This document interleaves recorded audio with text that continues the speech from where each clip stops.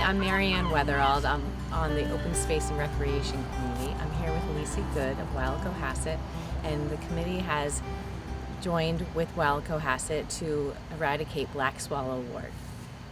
Great, yeah, I can tell you a little bit more.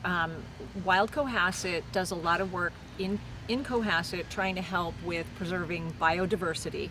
And the main way we do that is removing invasive plants that harm birds and pollinators and butterflies and putting in native plants. So black swallowwort is one that we're going to look at today because it is really, it really threatens everything we love in Cohasset, from wildlife to our open spaces, forests, you name it. And it's about to, the pods, which are the way that it spreads, they're about to pop open and spread airborne throughout the whole space. So that's why we want everyone to be on the lookout for it and know what to do. Open Space and Recreation community is concerned about all smart spaces and recreation, and one reason we're concerned about this weed in particular is it can affect our fields, our yards, and our trails, and we want to keep them eradicated of this terrible root system that can wipe out our good greens. Exactly, and one of the things that people, even if you didn't care about forests and birds and open space, if this plant makes its way into your yard, it will kill everything. It will kill your grass, your shrubs, your trees, so there are a lot of reasons to want to get rid of it. So black swallowwort is a vine. So you will often see it growing on fences, but it also hides inside shrubbery like this hydrangea bush. But I'll show you here. Here it is. And you can see it's got a climbing vine that's tangled in here. Oops, and this is the pod, and that's what we're really worried about right now. I'm going to snip this off so it can't do anything. These pods look like milkweed to monarch butterflies.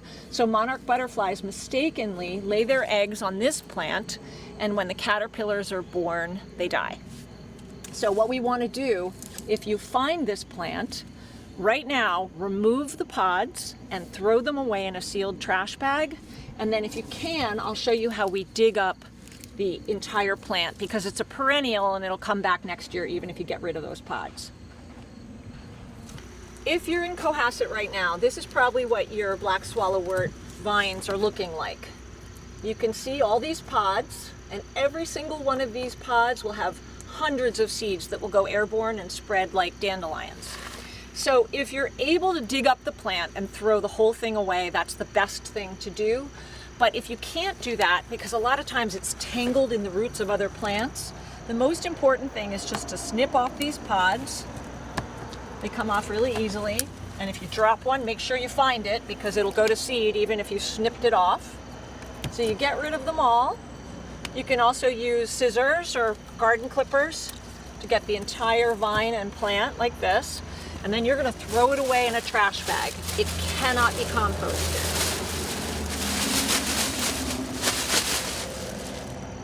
So if you're able to get to the root, that's the best way to get the entire plant out. And I'm going to try and do this. It can be really tough when it's next to a foundation or a rock.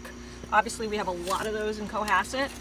We found that a pitchfork is the easiest way to do it. You kind of stick the tines of the pitchfork in all the way around, just kind of wiggle. And what you're trying to do is loosen the roots from the soil so you'll be able to pull it all out. And hopefully it will come out neatly so I can show you. The root ball looks like a spider. It's like a big tangled web. But if you get it, you've gotten the whole plant. So I'm reaching in here. Normally I would have gloves on, but I'm reaching in here and pulling. Nice job. So you see, just this little plant had all these roots. But sometimes when you have a plant that's years old, the root ball will be like this. So I'm going to throw this away. You cannot compost it.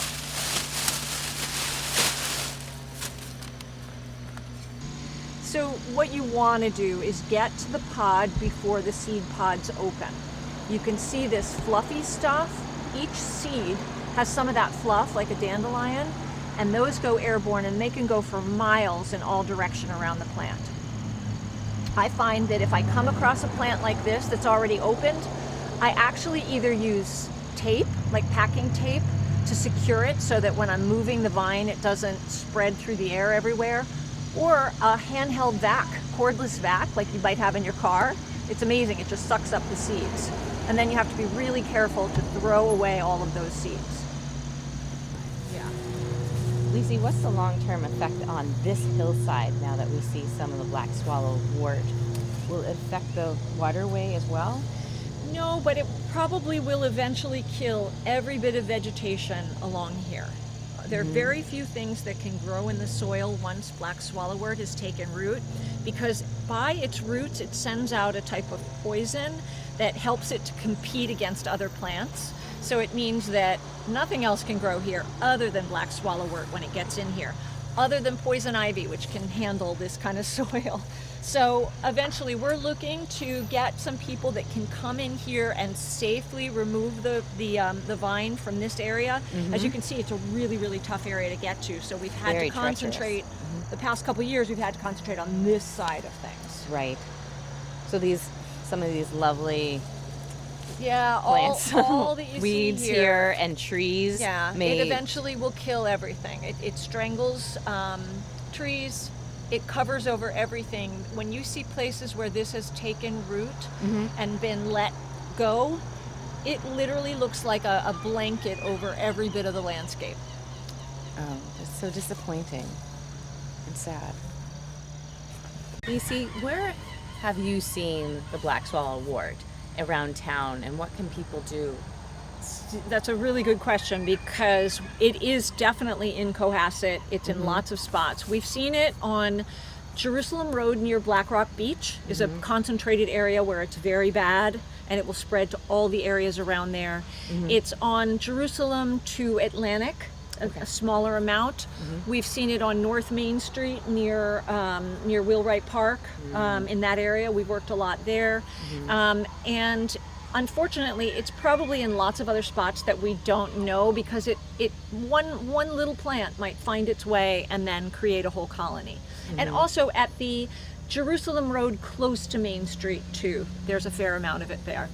I know that the Open Space and Recreation Committee has worked with Wild Cohasset to send out letters to abutters that we have seen along the way that have black swallow wart, and we've asked them to contact you, I believe. Yeah. We've had some great responses to those letters. Yeah, we did send out letters with the help of the Open Space and Recreation Committee, which was amazing. We heard back from a number of people from those letters.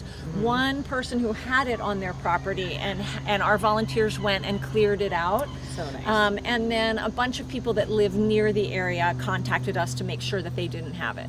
Okay. The Open Space and Recreation Committee is interested in other activities in addition to black swallow wart. We're interested in adding bike racks to the community, a ban against single-use plastic bottles, composting, doing Earth Day and its activities, trail mapping, and also adding more trees to the community.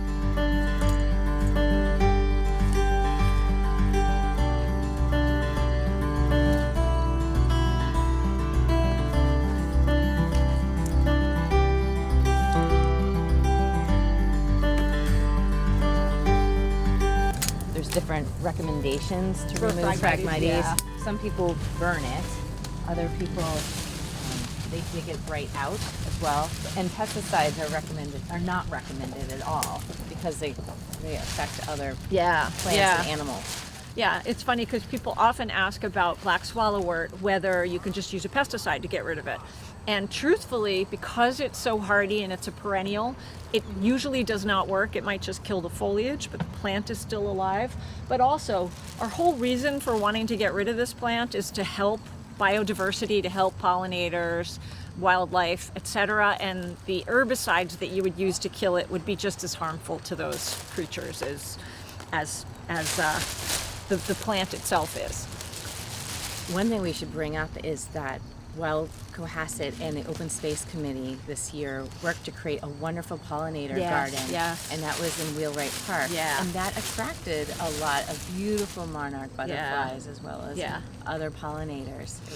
It was each day for all through the summer, one member of the Open Space and Recreation committee came over and watered those plants, and now it's a beautiful garden, and it has great bird houses as well. Yeah. So we together with the Open Space and Recreation Committee, we applied for a grant, which we received, and we really would encourage everybody to go visit it. It's at North Main Street. It's a pollinator garden that's all native plants, which means it's plants that were here before European settlers arrived.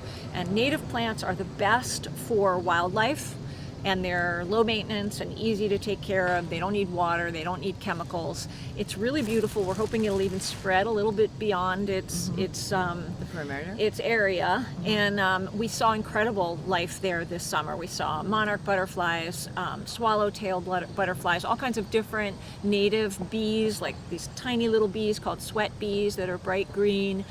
We saw great stuff there. So we'd love to encourage people to visit, and then maybe they can duplicate it in their own yards. Right. I saw a few deer one day when I was going over to water. And it's a great area to also do the trails and walk with your dogs or with friends. Yeah. Visit it when you're about to go for a walk.